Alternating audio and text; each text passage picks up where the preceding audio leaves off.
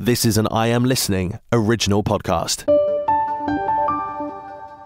I have my own misgivings of spending that amount of money trying to deter migrants from coming across, when we're underfunding hospitals, the health service, you can't get a dentist, the schools are falling to pieces, the roads are a complete and utter nightmare, potholes everywhere, it's all about a balancing act. Welcome to the Kent Politics Podcast, your go-to source for insightful discussions on local and national political matters. Join us as we take a deep dive into local government across the county. Find out what the key decision makers have to say, what your money is being spent on, and how the party's policies could affect how we live. Plus, don't miss our regular feature, Westminster Watch, where we dissect the latest developments and decisions shaping the political landscape in the heart of the UK's capital. Engage with us as we delve into the issues that matter to you and explore the dynamic world of politics from a Kent perspective. Welcome to the Kent Politics Podcast. In the week that thousands of homes were given the nod in Maidstone, plans to tackle poor health in Medway and Swale were announced, and we visited Sittingbourne to see why it's ground to a standstill. I'm Simon Finlay, local democracy reporter covering Kent County Council, and I'm joined by Daniel Esson, who reports on borough and district councils in Kent. Hello.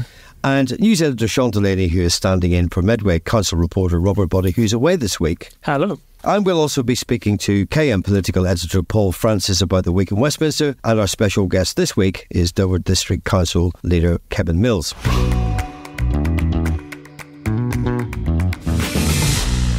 First up, Dan, what's been happening with you then? So yet again, I've been up to my eyes in local planning, but this time right in the heart of the county in Maidstone, because last week Maidstone Borough Council passed its plan for house building for the period up to 2038 in the face of some pretty stiff opposition.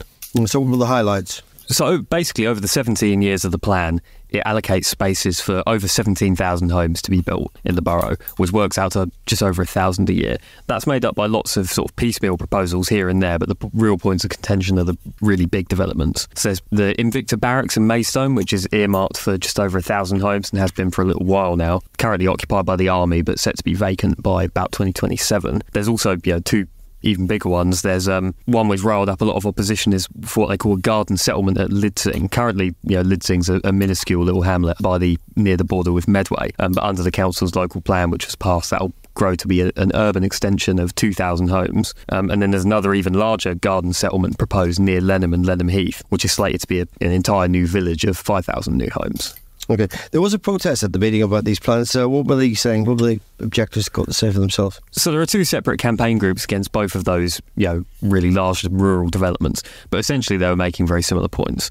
They were saying that, the infrastructure can't cope, the impact on traffic, which is already terrible, will be completely intolerable. And all of them stressed to me that Maidstone Borough Council, over the past 10 years in particular, has already delivered huge amounts of homes. So essentially they were saying that, precious green land in an increasingly urbanised borough will be lost to all of these proposals. And some of them even said to me that the solution is to simply make the county town itself bigger, to build more in Maidstone, make it bigger and more dense, rather than building on the countryside. And the actual councillors themselves, what was the debate like? So it wasn't quite as arduous as it could have been, given how controversial the plan was. It was only about 2.5 hours of debate. Councils have to have local plans, so there weren't really any attempts to straight up refuse it and stop the plan in its tracks, but there were a couple of abortive attempts to delay it. The leader of the Green Group first gave go. He proposed an amendment trying to delay it until after the election on May 2nd, when the whole council was up for election. But that was defeated as people said, well, it's taken us years to come up with this local plan. It'll probably cause complete chaos if we expect some people who've just been elected to make decisions on it. So that was defeated. And then there was another amendment attempting to delay it for a more modest attempt at only about 2 weeks to respond to some concerns raised about the plans by the county council. But that was also defeated. The Tory leadership of the council argued their case pretty strongly, and that they stressed that they pretty much said they had to approve it then and there. They say the evidence used to assess the borough's housing needs, on which the local plan is based, would expire on 30th of March. And from that point on, they would be forced to either recalculate their housing targets, meaning probably accept more homes, and it would leave them open to what they call speculative development. Basically, developers coming in and they get an easier time of it at planning committee when the council doesn't have a local plan. But after all that debate and the sort of failed attempts to delay it further, the council did end up voting in favour of it. So the local plan for Maidstone Borough Council up to 2038 has officially been passed. So in theory, that means planning applications could start coming in for these new settlements and big developments pretty soon. Okay, very interesting. I understand it. We only went through with the help of some of the independents, the Tory group and the independents. Everybody else voted against it. But it's quite a slim margin. I don't think the opposition parties were very happy about it indeed. But look, thanks very much indeed, Dan. Right, Sean, you've been tracking the goings on in Medway. What's caught your eye this week? Yeah, so something called the Medway and Swale Social Regeneration Scheme, which was launched at a big conference, which brought together basically all the bigwigs from volunteering, social care, healthcare, housing, education and industry sectors. And what's the aim of this scheme? In basic terms, it wants to bring together all of the different sectors mentioned in an effort to raise the living standards and health of residents across that part of North Kent. Yeah, so it's an interesting idea. Can you tell us a little bit more about how it works?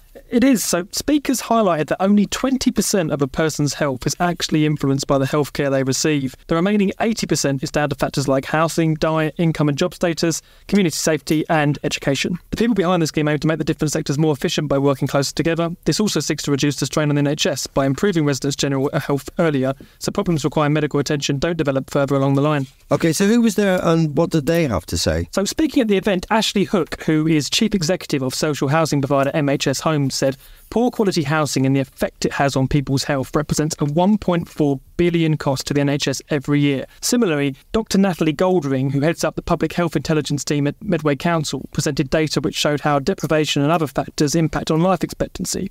A shocking fact was that within different wards in Medway, just miles apart, you see an average life expectancy difference of 10 years. The scheme obviously aims to tackle this, but it's not going to be an easy job. That's a very interesting fact about health inequalities there. Look, it sounds like important work. Thanks, Sean.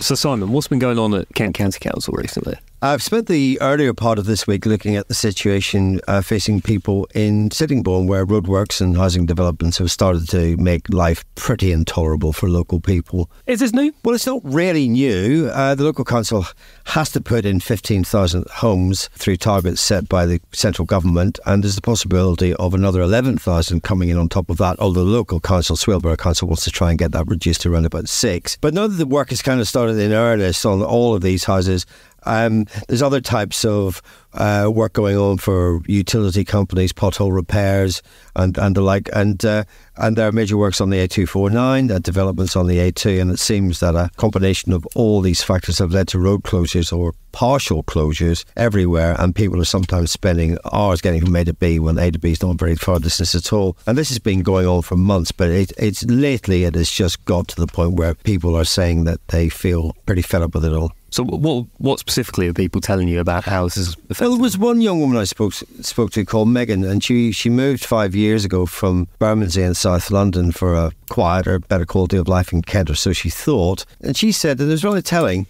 she said that she feels trapped in her home because the traffic sometimes doesn't move, she can't go anywhere. She has to leave 90 minutes for her to travel 15 miles in the morning to get to work. And there are many folk who just say they're avoiding, leaving the house, using the car, others having to abandon their vehicles mid-journey to complete them on foot. People are missing appointments. People are not being able to get the kids to school, general inconvenience. And everyone blames the increase on the number of houses that are being built and everything that comes with it. But obviously, one way or another, new houses need to be built. And when new houses get built, it involves a lot of roadwork. So what could actually be done to fix the traffic problems from that? Well, in the longer term, there's been a lot of talk, apparently, about a bypass or a relief road for the north and the south of the Sittingbourne, but that's all it's really amounted to so far. It's just been talk.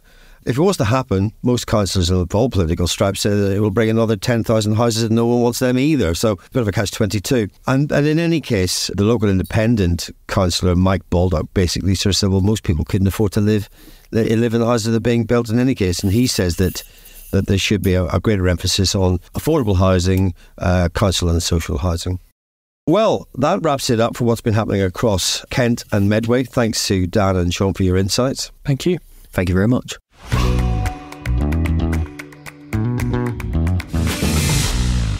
Next up, we're speaking to Paul Francis, our political editor, about events in Westminster. What's been going on then, Paul?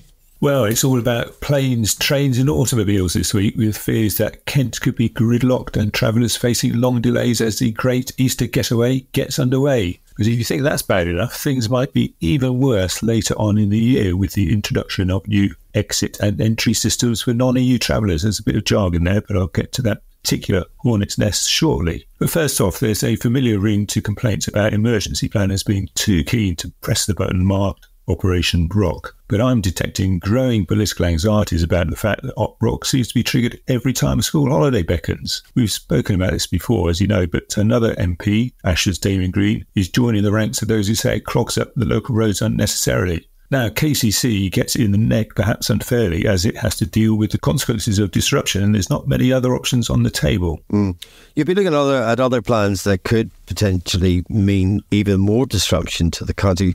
Tell us about that. Yeah, this is all about new arrangements coming in for what is dubbed the entry-exit system, not exactly the catchiest of titles, for people travelling from non-EU countries, that's the UK, into those that are still part of the EU. And you're going to need a whole bunch of different things. So can you just sort of, in short, just explain how the EES is going to work? Well, I could say there's nothing like a short version of it, but I'll try. Basically, these are the new arrangements which will substitute the traditional stamping of your passport. You're going to have to get biometric tests to show your identity. You're going to have to relay the dates on which you're travelling. You're going to have to produce ID. And there's a whole bunch of different things which are regarded as by the EU as necessary, particularly, they say, not in the interest of speeding up travel, but detecting fraud. And they don't go into detail what kind of fraud these checks will catch, but that's what they're arguing. So if you turn up at Dover, what sort of thing will happen, and why are these delays likely to happen? Can you sort of... Well, yeah, no, there's a bit of an information gap here, but basically the suggestion appears to be that there'll be kiosks littered around all the channel ports where you go and register your details and get your documents implemented or inserted. Now, that's what people are expecting, but there's no actual detail on what these kiosks will do, where they might be. There's a suggestion that there is an app in development to allow people to register some of their details before they set off on their journeys. But guess what? That app is not ready for use yet. So that is why both the leaders of Kent County Council and Ashford Council told MPs recently that at the onset of this new system, it could very quickly lead to queues of 14 to 15 hours while people waited to get their documents in place. And Neil Baker, who's the sort of transport cabinet member at Kent County Council, he said that there's even the possibility of Operation Brock being in place permanently for about 3 years. Yes, that's the doomsday scenario. It's kind of Armageddon meltdown, isn't it? But I think he's making a point here that outside Kent, people don't really appreciate the consequences of Operation Brock and these other plans that are coming in October, because, you know, once the county is in kind of a semi-lockdown, if you like, tourist industry feels the consequences. You know, you spoke earlier about kids not being able to get to school, people not being able to make GP's appointments. There's a whole range of kind of micro-level activity which, if you don't live in Kent, you don't necessarily understand or appreciate. All you'll see are the delays, whereas the A roads and the back roads will start seeing, you know, the usual sort of juggernauts travelling through your little villages, I suppose. It's a bit like Operation Brock on steroids. No, we should just mention one possible uptick from all of this is the suggestion by the leader of Kent County Council that Eurostar trains might possibly resume stopping services at Ashford and Ebbsfleet to take some of the pressure off St Pancras, where travellers will similarly have to do all these registration of their details. Are you saying that if they introduce it there, then obviously they can capture the details of as many more passengers as they possibly can? Is that what you're saying? If you're travelling on Eurostar, you'll have to do the same as everybody else in terms of your ID and your biometric details. So as if you've seen the queues at St Pancras recently, you'll appreciate just exactly what the consequences might be when October comes around. And I don't know whether this is getting any traction, but there's a novel idea from the leader of the Kent County Council to suggest maybe that they could spread the burden and do that by resuming stopping services at Ebbsfleet or Ashford. Thank you, Paul, for your insight into what's happening. See you next week. It's a pleasure. See you again. Is there a topic that you would like to be discussed on the Kent Politics Podcast? Perhaps you've got a question for one of our panel, or you'd like to comment on a hot topic in local or national government. Get in touch by emailing or sending a voice note to kentpoliticspodcast@thekmgroup.co.uk. Kevin Mills has been a mainstay of Kent political life for decades, and now he is leader of Dover District Council, and he joins me and Dan in the studio now. How are you doing, Kevin? I'm doing fine, thanks very much. Just talk us through your journey into politics. You've been a union official for as long as I can remember, and a Labour politician for as long as I can remember. Why did you get into that then? Well, I suppose we've got a trade union history in my family, so I mean that was quite a normal move into. But I mean, I left school, went for the coal board, went to Betsanger Colliery, joined the NUM probably on day one. Left there I left there on the 26th of February 1984. Just before the dispute, and joined Customs and Excise as it was then, and again would have joined on day one. But I mean, to some extent, and my trade union beliefs led to the political, because it was put up or shut up. So, I think it was a natural progression from being involved in the trade union movement at all levels through to then getting involved in politics in probably the mid-80s, to getting elected in 1991, same year as I got married. So it's a long time in politics. It is. It seems a long time in politics. It seems an extremely long time when you look at some of the older photographs of a younger Kevin Mills with a moustache and whatever, but such is life. So one of the things I wanted to ask you, Kevin, is obviously the main thing people think of when they think of Dover is obviously the port. Like you said, you used to work in Customs Excise, what is now Border Force. So I imagine you've got pretty intimate knowledge of the workings of the port. Obviously, something that's quite topical at the moment is the proposed entry and exit system for moving people in and out of the EU. How do you think that's going to work out? Do you believe the sort of worst predictions of 14-hour delays are going to come true? The issue at the moment is nobody knows, but you have to plan for the worst. I mean, I was with Doug Bannister last night. We had a public meeting in Snargate Street looking at EES and, again, the holiday traffic. It should come in about October the 4th, where everyone will have to go out, do biometric testing. Hopefully it lasts 3 years, I believe, once it's been done. The difficulty is the delays. Now, everything we're being told is that we're all right as long as we're not dealing with more than about 415 cars an hour. So it's at peak times that it'll get potentially really bad. That's where we're seeing possible delays of 14 hours. Now, fingers crossed, that may not happen till Easter 2025. So we have a bit of time to put stuff in. But, I mean, to some extent, this has been put back, 4 times? So it's everyone knew it was coming, and there was no point putting our heads in the sand and thinking it was never going to happen. So we need to prepare for it. The real difficulty that we have in Dover is, there's not enough land in the eastern docks to do it, because obviously you have to do it in your biometric tests, etc., to register in very close proximity to the PAF, the French authorities. And of course, what currently they're saying, and there may be some move, but this will need to be done at a much higher level in politics than I've ever achieved, that you can do it actually away from the port area. But it's a security issue. So the last thing anybody in Europe would want is to be tested 3 miles from the port, and then for somebody to get other people in the vehicle to abuse the system. So there's a bit of discussion going on at the moment, but it has all the potential to cause huge chaos in Kent. Now, I'm very I'm more concerned about Dover going back to Folkestone, but it has the potential to cause massive problems in Kent if we don't get it right, because of the nature of our juxtaposed controls, where we do it on the opposite sides of the channel to everywhere else. So, and I think there's only 3 places to do juxtaposed controls: Northern France, Dover for Calais, and St Pancras in London. So, it has the ability to cause a lot of delays, but I'm hoping that we don't see the delays, because the Kent Resilience Task Force have looked to put some new plans in for this weekend. But I mean, the proof of the pudding will be in the eating. I mean, we are all concerned in Dover, because it's not just the seafront, it's not just the fact that it causes lots of problems for those going on holiday. It literally closes Dover. Nothing moves around Dover. So there are a number of concerns on a normal holiday. If you add in then EES and the potential implications of that, it could be some holiday on steroids. So we've got to do our utmost to mitigate against that. And I think actually it'll probably need some real radical decisions on how we keep the traffic around Dover moving. On a sort of similar topic, immigration, both legal and illegal, is obviously a huge issue in Dover, and has been for a better part of 30 years. Your party nationally says that if they get into government, they'll crack down on the small boats crisis. What are they going to do differently that hasn't been done before? I mean, I think the view nationally on ours, I mean, obviously to start with, there's got to be much more international working on it.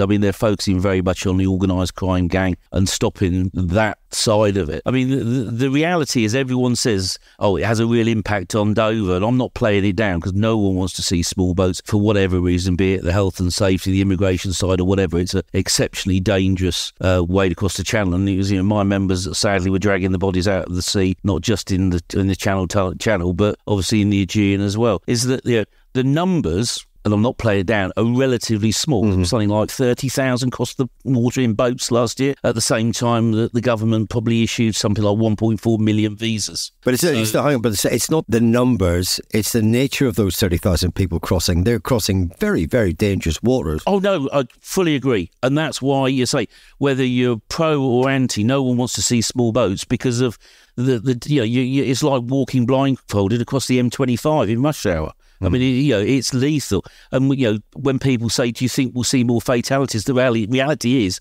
we couldn't tell you, anybody could tell you how many have died in the channel because no one counts them out and no one counts them in. So, when we see deaths, which are horrible, we've seen far too many of those, you've got to be a certain type of post and not to feel moved by that. I mean, I understand, we had more children arrive Tuesday. We've now exceeded the numbers this year that we had last year. So all of the rhetoric around stopping the small boats seems to be failing.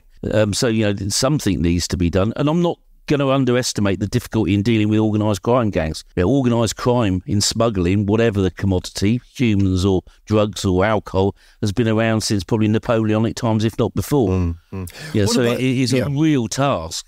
What about the Rwanda plan? I mean, leaving the politics to the side, can that act as a deterrent? I'm sure it will act as a deterrent to some. I'm not sure, looking at some of the figures, I mean, I think the Daily Telegraph run an article at the beginning of the month reckoning it could cost over a 5-year period something like £150,000 for every person we send to Rwanda. So, it's an exceptionally expensive system. It may work, but I sometimes wonder how much of it is sort of sabre rattling and this is what we've got to do. I mean, it's going to be exceptionally expensive. I'm not sure Rwanda will actually take the numbers that we've seen up to now. Will it work? I mean, I think even Israel stopped it. I mean, I think they were sending some there once upon a time. So I have my own misgivings of spending that amount of money trying to deter migrants from coming across. When we're underfunding hospitals, the health service, you can't get a dentist, the schools are falling to pieces, the roads are a complete and utter nightmare, potholes everywhere. It's all about a balancing act. That will be for the incoming government, whoever they may be. Yeah, a few weeks ago we had Nabi Elphick on, and she was talking about the small boats, the whole industry of making the boats and supplying the engines and the life jackets and all the rest of it. But more fundamentally, she was making the point that the whole nature of forced migration has changed because people aren't fleeing persecution or conflict anymore. They're fleeing climate change and famine, and that's not going to change anytime soon. So even if you were able to stop the boats, they would just find another way. Well, they've always found another way. I mean, what happened was that the government gave lots of money to the French to secure Calais, because as you'll remember and I remember, we had large numbers coming over in backs of lorries then. We had people running onto the trains at Eurotunnel and coming over. So you secure that element. So the next thing is you change your modus operandi. So then it went to small boats coming over. That doesn't mean that we're not still seeing people in backs of lorries, in aircrafts, in yachts, etc. coming over. But, I mean, it's not just about fleeing war or persecution because of your religion or your sexuality. As climate change grabs hold, we will end up with sections of the world that will never grow crops, probably never see rain. So that's going to force people to move, and it will force people to move all over the world in various directions. So I don't see the issue going away. The cause may be changing, but the issue, I think, is probably going to be with us for an awful long time. So moving on to something more electoral, obviously Dover District Council turned red in May last year, which is when, as leader of the Labour group, you became leader of the council. Do you think that's a sign of things to come in Dover at the general election? I'm going to be obviously honest and say I'm very hopeful that it will be a sign of the times. I think we targeted the 17 seats that we needed to take control. plan worked. We were very close to actually winning more than that. I mean, we weren't that far out of taking the seats in River. But yeah, there's a change in the country. I mean, there's a number of councils we're not one going to the polls on the 2nd of May, and I would expect to see very similar results then. The Conservative Party are having real issues. Apart from the fact several seem to be wanting to go and join Reform, and Reform are saying they're going to stand in every seat because they're the true Conservatives. So, I think Dover is ready for change. I think, personally speaking, the country is ready for change. So, I'm pretty confident. Although I am told by others of a difficult political persuasion, he says, looking at a blue board at the moment in my office, that they're very confident that they'll win. At the end of the day, it will be what it will be. But yeah, the feedback we're getting on the street, with the canvassing that's being done with residents is very positive. There's a lot of very disillusioned ex-Conservatives out there who have said that they've had enough. And when you say they've had enough, what have they had enough of? I think they've had enough generally of the government, of the fact that, and I saw it in the last couple of weeks where, we had this budget, we're going to drop your national insurance by 2%, at which point people have said to us, that's fine. But, one resident quoted me, 2% to me means very little anyway in real cash terms, but it'll cost me, if it gives me 300 quid, it's going to cost me £1,000 to sort out my suspension on the car because I've gone over a pothole because no one's investing in road infrastructure. It doesn't help if you're wanting to try and find a dentist. It doesn't help if, I think we've recently, in the last 24 hours, a survey on the NHS, it's the lowest satisfaction ratings ever. And these are the things that matter to a lot of the people. Giving a couple of £100 is fine, but it doesn't help if you need to use public services, if you're relying on social care, if you're trying to get children into school or the schools are falling down. That, to me, are the real issues that people are talking to me about on the doorstep. Talking about lack of housing, they can't even get private housing. They're the real issues, which I actually think sometimes the government forgets about, because they believe offering a reduction in a bit more money in your pocket solves all those problems. Well, it doesn't, unless you want to go to a private dentist, but a couple of £100 isn't going to get you a filling. The last thing I wanted to ask you is something more about the council itself and the port. So a few weeks ago, the council under your leadership decided to provide biosecurity checks at the Port of Dover out of its own pocket after DEFRA decided to cut funding. That's going to cost over £3 million over the next couple of years.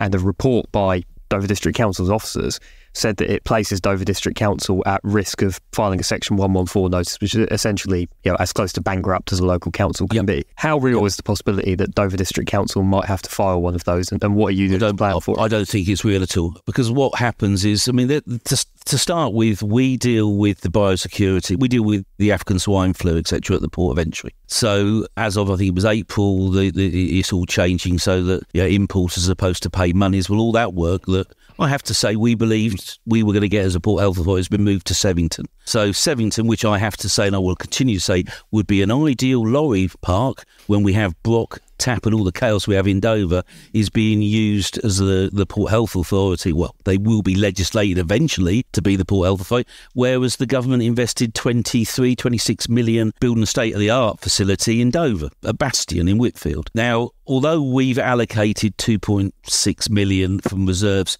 into the budget, it's like anything. Just because it's there doesn't mean to say it's going to be spent on in that. What we want is to sit down and have meaningful dialogue, because when I spoke to the minister, he said, you're not going to like what I'm going to say, and then on to it's going to Sevington. But we're so impressed with the work you do on African swine flu that we actually want to increase that, not in just Dover, but we want you to go and Cllr Kevin in France. Well, my knowledge of sending people to France means for every person you have based in the UK, you probably need about 1.5, 1.6 staff members go to France because of the travelling times, etc. Within about 48 hours of that, DEFRA then announced they're going to cut the funding from about 4 million a year by 2.8 in year one to 0 in year 2. But we still have a responsibility for providing the port with port health officers. We have the responsibility of ensuring that the pork doesn't get into the country. Well, you can't do that. And that would mean that the taxpayer would have to pick all of it up, or we literally walk away and fingers crossed we never see an African swine flu outbreak in the United Kingdom, because I think it was 15 billion for the cost us in foot and mouth. So we've put it in there because my knowledge of going into negotiations is very rarely do you ever go into a negotiations on a Monday with somebody and it's all sorted out by lunchtime. We need to get in with DEFRA and actually say we have some serious concerns. Now, the EFRA committee, which is a cross-party committee of government that can hold DEFRA to account, have asked some very pertinent questions. And I have to say, we are less than satisfied as a council that actually it's being treated very seriously. My experience of dealing with smugglers is sometimes they don't turn up where you tell them to go. So they'll come into Dover and we're saying go to Sevington. No one's policed it. Some will turn up. Some may get lost. But, African swine flu and the work that's being done, everybody recognises is fundamental to the country. It's not just us. We're not a big pig farming district, but we've got places where throughout the country that could be decimated if this gets into the country. So to tell us we like you to work and we want to expand it, but at the same time we're taking all your funding away from you, which means that if we do it, the district council will have to pick up the entire cost, to us is totally unacceptable. And the actual cost to someone like DEFRA is negligible. It's pence to a department like that to try and ensure that we are maximising our border security. So I think it was the right decision. I will never argue it's not a right decision, but that budget was passed in a month ago, something like that. To start, lots of things can change within a budget. What about this weekend, Easter? Well, we've met with the powers that be and the Kent Resilience Task Force to raise our concerns because of it's yet another holiday and we're anticipating again problems. But of course, this weekend we've seen that the French have increased their security after that terrible attack in Moscow, and it's not for us to comment on how a nation tries to secure its borders, and we're not too sure, I have to say at this stage, on the implications that will have on the travelling public. Looking out the window currently it looks nice, but it's probably a bit windy, so it could be a little bit choppy. That may delay some of it. And as of last night I wasn't told of what the actual numbers we'd expect an uplift, but I'm also told by the Port of Dover that the French are sending over more staff, all of which should help to keep the traffic moving. But the real issue is that the port, I have to say, struggle with the volume of traffic that's entering the port. And then, it impacts on everything. So Snargate Street, when I was at a meeting with the businesses in Snargate Street, listening to their very legitimate concerns about the impact it has on them, is snarled up. But then so is the rest of Dover. So, Dover just does not move. I've seen ambulances stuck. That's not acceptable. We hear of care workers that can't get to deal with the people that need their support. We have schools that are concerned now, okay, they've broken up, but schools are saying, if it ever gets bad and it's on a school day, we can't get the teachers in, we can't get some of the pupils can't get in, the bus companies can't operate. We've got hotels that are saying, actually, due to the nature of our beast, we have we have daily deliveries that, as required, that we don't stockpile lots of stuff. So if they can't get into us, it causes a major problem. And of course, there's a hotel and there's Bluebirds that both operate weddings and will rely on that sort of income. Well, if I'm going to book my wedding, the last thing I want is traffic to get in the way. So it would have a negative effect on businesses because people don't want to either book there or invest. And what we've got to do is make sure Dover is open and tell the public Dover is open for business. So when it's bad, let's be honest and say we have X ambulance delay, but when it's running normally, and I've been there reading social media saying Dover's closed, when I'm sitting in the middle of St James's going, no, it's not. It's open for business. Getting now because everybody needs to carry on their normal day-to-day functions, and that doesn't help when Dover gets congested. So I'm hoping this weekend it improves. I hope this weekend the Kent Resilience Task Force have an officer based in our CCTV so we can communicate in real time between all of the junctions around the whole of the town what the implications are, where we can let them relieve some of the pressures. We'll just have to see, but I think we need another wash up at the end of this weekend because if what they're putting in place doesn't work, it won't work in the summer either, will it? Yeah. Okay, Kevin Mills, leader of Dover District Council, thank you very much indeed for your time. Okay, that's your lot. Thanks to everyone for joining me on this week's podcast. We'll be back next week when we'll hear from Mike Tapp, Labour's candidate for Dover and Deal at the next election. And don't forget to tune in to KMTV at 5 p.m. each Friday for their politics show. All the best. Thanks for listening to the Kent Politics Podcast. Don't forget to check out stories throughout the week on the politics page of Kent Online. And you can watch the Kent Politics Show with Rob Bailey on KMTV every Friday at 5 p.m. or on demand at kmtv.co.uk. This has been an I Am Listening original podcast. For more information, head over to our website, im-listening.co.uk.